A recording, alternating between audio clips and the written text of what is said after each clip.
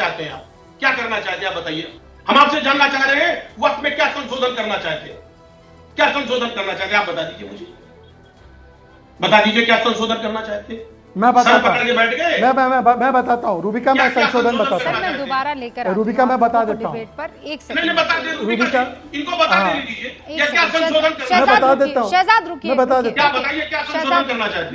मैं सुनिए आप जैसे चाहेंगे वैसे होगा, क्योंकि मौलाना साहब बोल नहीं पाए अभी तक, मौलाना जी को भी बोलना है। नहीं आप बोल दीजिए, मौलाना साहब बोल देंगे, आप बोल आप दीजिए। जैसे चाहेंगे वैसे। क्या संशोधन करना है आप बता शहजाद दीजिए। रुकिए, आप रुकिए, पहले मेरे दूसरे मेहमान भी मौजूद हैं। आप जैसे सुनिए, तय करो। आपकी तरह नहीं, आपकी वजह से नहीं होगा। बिल्कुल, दो मेहमान रिजवान बाकी इज हैं। Back, thank you Rizwan.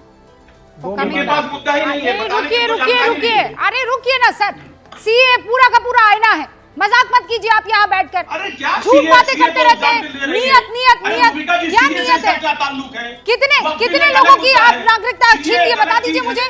झूठ सीए झूठ से झूठ छोड़ने का क्या बकवास मतलब करने है? की कोई हद होती है सर। अंसार रजा यहाँ पर बैठे हुए कमाल हैं। है? वक्फ सीए में दूसरी चीज बदलाव है, की इससे जरूरत छोड़ने का थी क्या मतलब कि है? नहीं थी अंसार रजा साहब, मुझे ये बताइए ईमानदारी से।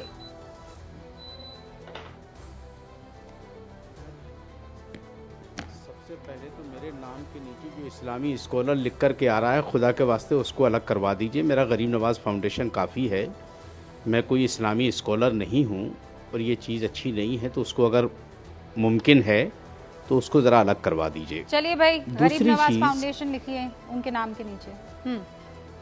जी हाँ, इसमें कोई इस्लामी स्कॉलर नहीं हूँ, मैं एक मामूली सा आदमी हूँ। दूसरा, बहस हो रही है वक्फ पर। अभी ना तो उसमें कोई ड्राफ्ट तैयार हुआ है और ना अभी ये पता चला कि इससे पहले उसमें क्या कमियां थीं और क्या खूबियां शामिल की जाएंगी। तो मुझे लग रहा है कि जब तक आ ना जाए हमें थोड़ा सा सब्र करना चाहिए। हाँ, शक है सरकार की नीयत पर, इसमें कोई शक व शुबा की गुंजाइश नहीं है, लेकिन हम आपके चैनल के माध्यम से देश के प्रधानमंत्री से गुजारिश करेंगे कि जो वक्फ में आप लोगों को शामिल करें, वो लोग हों जो वक्फ की संपत्ति को समझते हैं, वक्फ का इस्तेमाल कैसे करना है वो समझते हैं, और इसमें इस्लामी जानकारों को ही रखा जाए, किसी बाहर के आदमी को इसमें कोई मेंबर ना बनाया जाए, इतनी मेरी दरख्वास्त इससे पहले वक्फ के दूसरी बोर्ड्स चीज में सुन लीजिए, बस मैं आपसे पूछ रही हूँ ना, सवाल का जवाब देते जाइएगा। अंसार रजा साहब इससे पहले मुसलमान नहीं थे, अगर थे तो वक्फ की 58,898 संपत्तियों पर अतिक्रमण कैसे है? मुसलमान ही सारे के सारे वक्फ चला रहे थे, तो छत्तीसगढ़ में 500 करोड़ की वक्फ संपत्ति कैसे बिक गई? अगर वक्फ के सारे कामकाज को मुसलमान ही देख रहे थे, तो सहारनपुर में 183 बीघा जमीन की आय का 15 साल का गबन कैसे हो गया? उज्जैन में वक्फ बोर्ड के अध्यक्ष पर 4.5 करोड़ रुपए के गबन का आरोप है सर, वो खत लेकर मैं बैठी हुई हूँ, कैसे हो गया? कर्नाटक में 2 लाख करोड़ की संपत्ति अवैध तरीके से कैसे बेच दी गई, मुझे ये बताइए। सारे मुसलमान थे यहाँ, तो कोई एक नॉन मुस्लिम नहीं था। मैं वही आपसे कह रहा हूँ कि इसमें ऐसे लोगों को लाया जाए जिनके दिलों में कौम की हमदर्दी हो। वक्फ क्यों किया जाता है, किन गरीबों की मदद के लिए किया जाता है, ऐसे लोगों की निशानदेही की जाए, उनको इसमें शामिल किया जाए। और जो वक्फ बोर्ड बनते हैं उसमें 90% जो सीईओ होते हैं वो गवर्नमेंट तय करती है। आप सारा ठीकरा मुसलमानों पे फोड़ देंगे, मुसलमानों ने बेच दिया।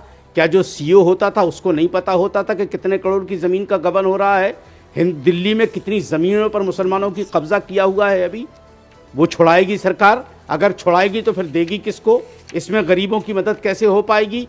और जो लोग काबिज हैं, चाहे कोई हो, हिंदू हो, मुसलमान हो, सिख हो, ईसाई हो, भारत सरकार हो, स्टेट सरकार हो, दिल्ली सरकार हो, केंद्र सरकार हो, जो भी हो, सबसे वक्फ की ज़मीनों को वापस लिया जाए।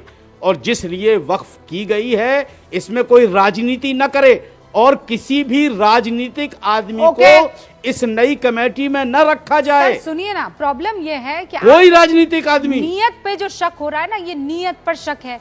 तो ये नियत अगर अच्छी थी तो वक्फ में बदलाव की जरूरत ही ना पड़ती ना। रिजवान एक बार फिर से हमारे साथ आ चुके हैं।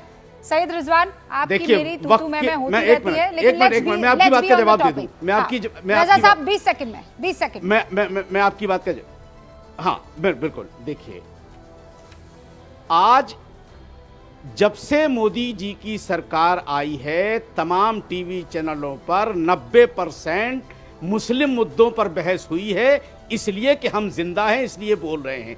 दूसरे लोगों की चर्चा नहीं होती है, उनको डिमोलाइज किया जा रहा है, उनको साइड लगाया जा रहा है, अरे सर, उनको काम की किनारे बात किया जा कीजिए रहा ना। है। हमें खुशी ये है ऐसे कि ऐसे हर बोल रहे चैनल हैं। पर नहीं, सुनिए। मस्जिद, रजा साहब, वाक़, एक सेकंड तलाक, सुनिए। हलाला, ना, इस ना, पर ना, ना, बहसें ना, हो रही क्योंकि हैं। आप भ्रम और इन पर जी रहे सबके हैं। बावजूद अरे मोदी जी अंसार रजा सौगात लेके साहब, खड़े हो जाते मेरी हैं। बात अब सुनिए ये ना। समझ में नहीं आ रहा है कि ये डबल स्टैंडर्ड मेरी क्यों? बात सुनेंगे आप?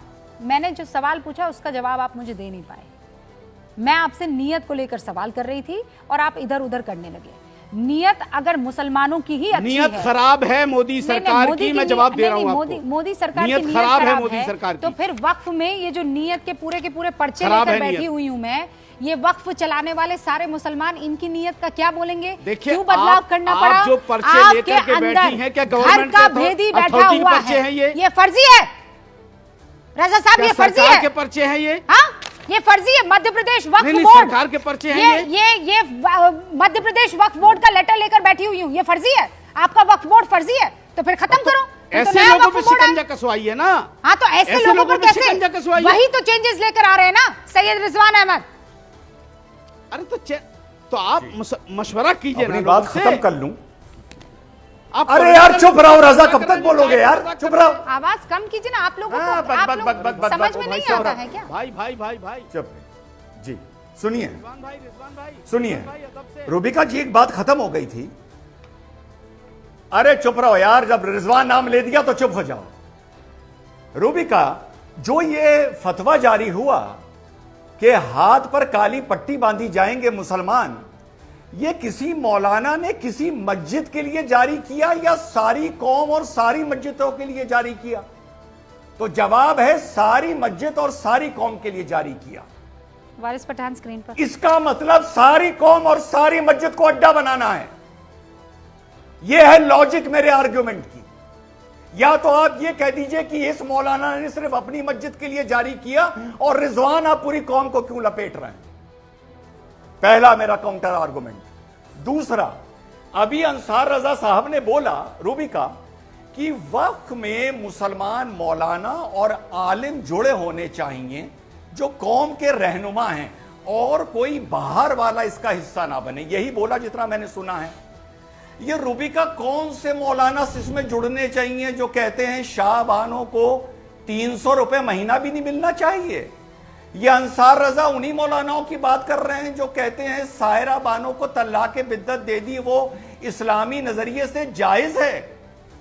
अरे वही मौलाना यार तुम वक्फ में जोड़ना चाहते हो? वाह वाह वाह वाह वाह वाह वाह वाह वाह। अंसार रजा, मेरे भाई, जब सुप्रीम कोर्ट का इंटरप्रिटेशन ऑफ आलिम का कुरान नाम लिया ना, शरीफ मौलाना का नाम पढ़ोगे, लिया। आप उनको बताइए। अरे जिसका और मुझे भी अगर लिया पता यार, होता तुम सुन कि तो लो, डॉक्टर तुम में रिजवान साहब सब्र डिबेट नहीं है में आ क्या? रहे हैं, तो मैं नहीं आता। अरे तुम में सब्र नहीं है क्या मुझसे बेइज्जत होने के लिए फिर मेरे सामने आ गए इतने दिन बाद? अरे सब्र रखो, तुम इतना बकबक कर रहे थे, मैं चुप था रूबिका यार। जी, क्या हो रहा है ये? हैं? सुन रूबिका लो, जी। सुन लो, कोई बोल रहा है ना, बड़ा आदमी, एक बड़ा आदमी आलिम बोल रहा है तो चुपचाप सुनो, कुछ सीख के जाओ यहां से।